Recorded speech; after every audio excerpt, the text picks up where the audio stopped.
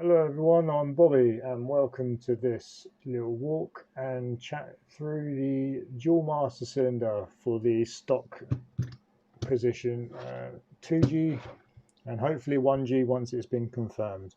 I know about up, I just haven't got all the lines sorted out on the 1G yet. So for now, I'm just going to talk about this as it's being on a 2G. But in general, some of the parts will still be exactly the same. Just different lengths, for instance, and this might be different, but I'll get to that in a bit anyway. So what the dual master cylinder is, you've got your two master cylinders here, you've got your two wheelwood master cylinders which are separated, so you'll have your top one which will be your front circuit, and then the bottom one which will be your rear circuit.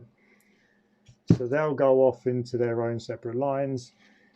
Everything like this will come pre-assembled, so it's all done up. All you need to do is remove these nuts and washers, place it back onto your firewall and do it up nice and tight, and that's installed. That's simple. The adjustment is this bar down here, which will go to the adjuster knob here. What I'm going to do is offer these in two different lengths because it depends on where you want to run it. So this one here is about 1 meter. I can also get a 1.5 meter long version as well. It's a bit more expensive, but I'll offer them both up. So then that way, if you measure your desired placement, and then you can just pick and choose what one is suitable for you, and that will work whatever you want to put that. When I had mine, not this, but when I had my pedal box, I put my adjuster into the cigarette lighter. It worked really well. It's actually a really good fitment. I didn't have to drill anything. I literally just unscrewed it, screwed it in, job done. But you can drill in anywhere and just mount it up to where you've got a nice flat but easily accessible place. On the fitment of it, you can put it on afterwards. It might be a little bit of a tricky one, so you can put it on before, screw it on. There's a grub screw in here. You take the grub screw out, screw it on until the holes line up with these threads here, and then once you've got that, you thread the grub screw in, and that way it gives it a nice positive lock. Then you can install that and then have this just dangling down, and it just twists out to one side down past the frame rail, and you're all good on that one. When you want to set this up, all you do is you'll go to the left until it stops. You can mark the top section here, then you'll spin it all the way to the right, counting the amount of rotations. So if you've got 2.5 rotations, for instance, then you know that halfway is 1.25 rotations. It's got a positive lock, which you'll hopefully hear, and that's every half a turn. So every half a turn gets you a positive click, so it gives you a nice feel of what you're doing, and you can count them a lot easier that way. When you've got that set up, you'll then half it and keep it in the center, and then as you drive around, you'll be able to mess around with it. When you set this up, if you have the spherical bearing inside closer to the top master cylinder, which is the front circuit, you'll have more brake pressure going to this. So you'll have less going to the rear, because what it will do is it will push like this. And so that way you're putting more force on here than you are on here, and then that will just fall backwards as you're going that way. So if you put this spherical bearing to the bottom, you'll end up doing that, putting more pressure on the bottom than you will on top. So just make sure that you set it up correctly so you've got a decent amount of pressure between front and rear, because you don't want too much on the front and too much on the rear. So just make sure you get a nice feel. You don't want any pressure on the spherical bearing when you do any adjustments, because it won't work very well, because the spherical bearing has a very small loose fit, so it's able to slide up and down nicely. When you install the pedal clevis, now this is preset and it will come preset but not locked. They won't come locked because I've preset it to what I've worked out to be the factory height for the brake light switch. You can adjust this to suit, because when you install it and your pedals all the way up to the top, you don't want any preload on this at all. A slight bit of preload is going to be too much. You have to make sure it's in its fully relaxed position, and you can just about get these in just fine. And all these are just they're tight, but they're nice, quick and simple. So it's just a pin with a clip on it.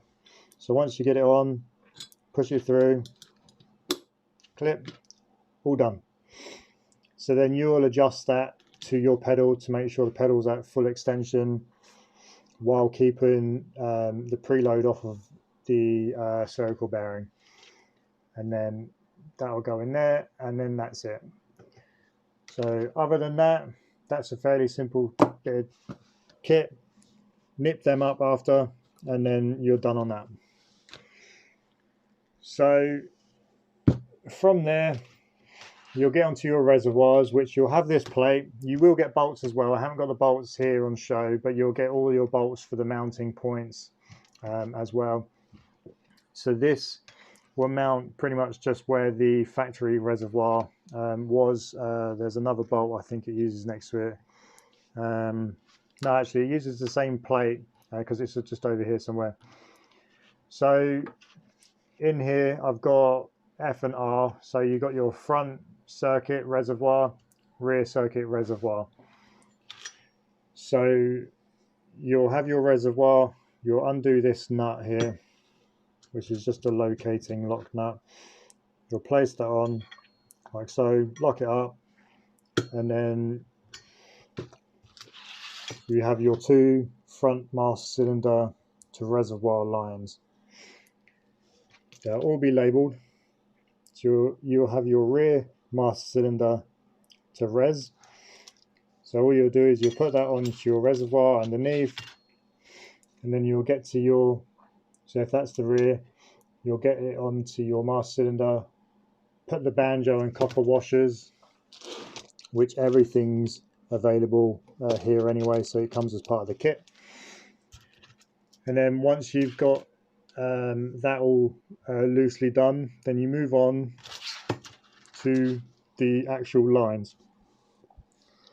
This is just a front circuit line, because there will be a brass T which I can't actually get in the UK. So instead of me buying it, shipping it over, having to pay extra, I'll be adding a link to the one that you can buy. It's readily available in the US and it's very cheap. It won't be cheap by the time I got it here, and making one is just expensive. So it's much cheaper for me just to get you guys to buy that tee. It's a very simple, quick and easy tee. On to the topic of tees, you'll get this bracket. So this will mount into your factory proportion valve location rather. You'll have your 3AN tee, which is going to go into the bottom one, which is the 90-degree bend, and that will mount onto your 3AN lines. You'll have your one of your lines will come out, so that's your rear master cylinder. So you'll have your front master cylinder to T. We call that a T because if you want to hold it that way, it works as a T. So that's where that's going to go. So you'll plumb that in, it will go just beside the master cylinder and around your firewall, missing your reservoir lines as well. You don't nip them up yet. You get everything lightly bolted on, and then you nip everything up once you're happy and satisfied that placement is okay. So once you've got the front line to the T on, then you will have your front lines which will go from your T to your brake calipers. Now it's also labelled on here, so you'll have your PS, which is passenger side, and you'll have a DS for driver side. They come with locators, your dual locators, one for the knuckle, one for the body, and you'll also get some brand new retaining clips as well, so they'll clip in nicely. You'll get your bigger banjo bolts, or I forgot what they were bloody called then. You'll get your bigger banjo bolts, which will be for your reservoir lines with the copper washers, and then you'll also get your smaller ones, which will be for the caliper. They're M10 by 1, so they're exactly what you'll need.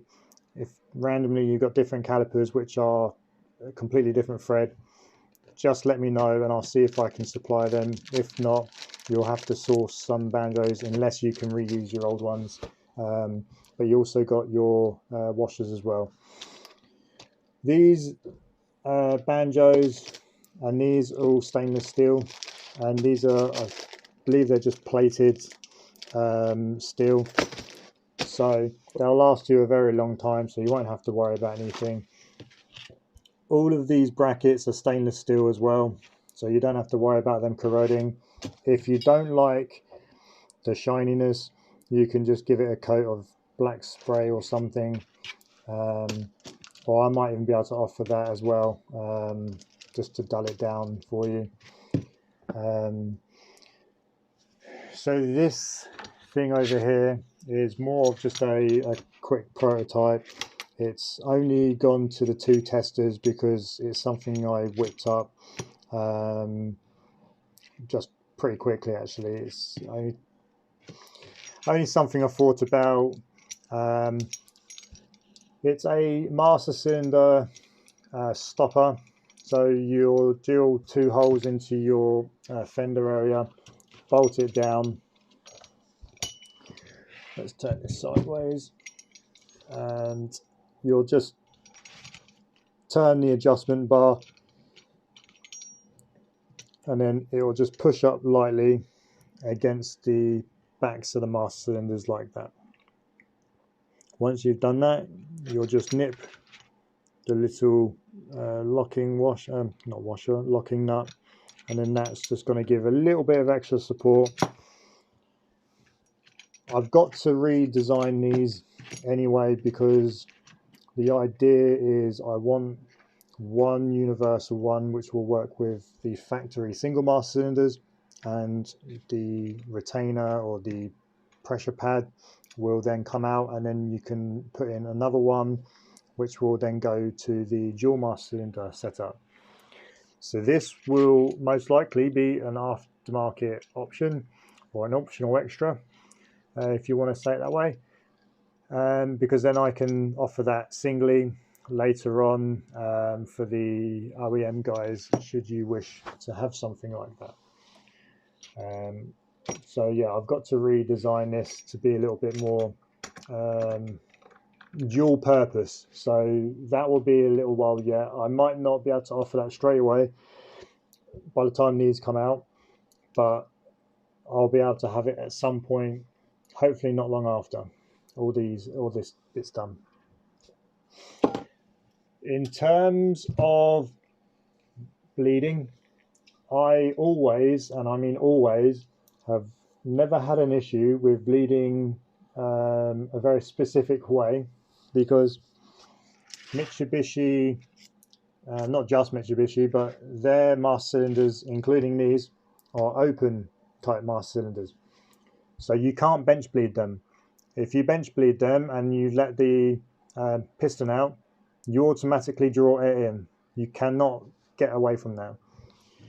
So what I tend to do is, once you've got your reservoir all hooked up and these are all tight, I tend to do all these up, get that first circuit all done,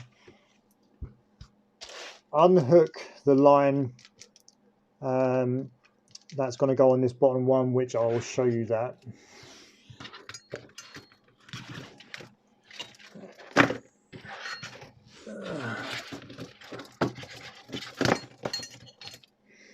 So you'll have your line which will go into the bottom. It will be the other way, like that.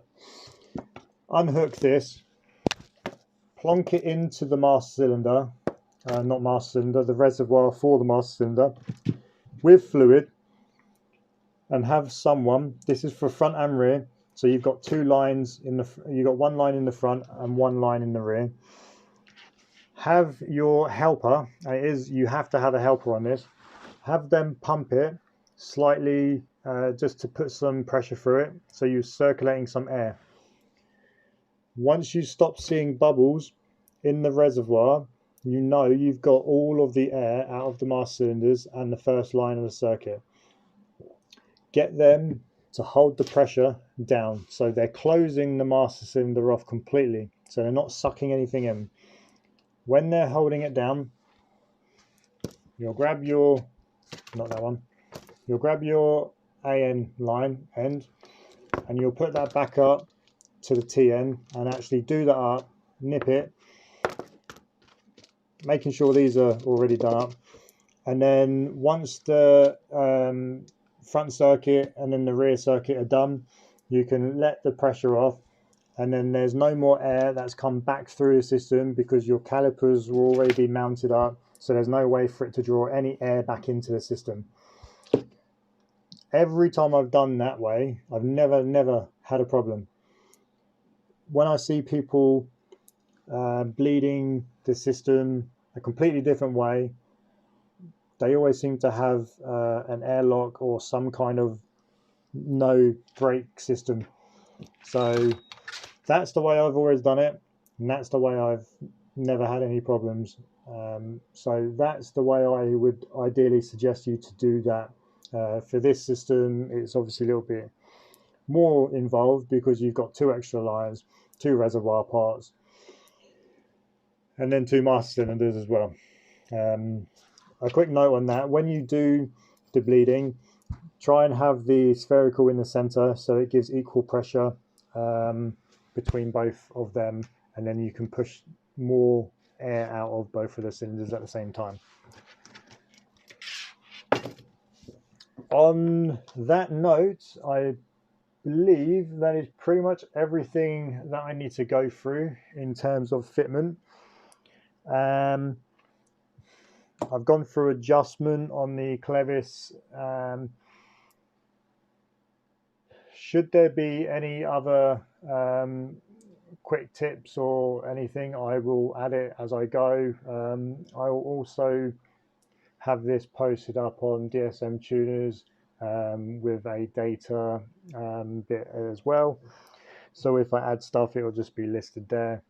I'll also eventually add a QR code when these start shipping out, so then you can scan it and it will take you to the install procedure, and again this video, so it will give you a general idea of what is the appropriate way to go about things. So yeah, that is all from me, and I hope you like the kit. I do have many colors of these. I don't know where I've placed the colors at the moment. They were around, but I've moved them. Yeah, I've moved them. So these front lines will come in black, sleeved, stainless sleeved, which are clear, or unsleeved stainless, which is a more abrasive outside.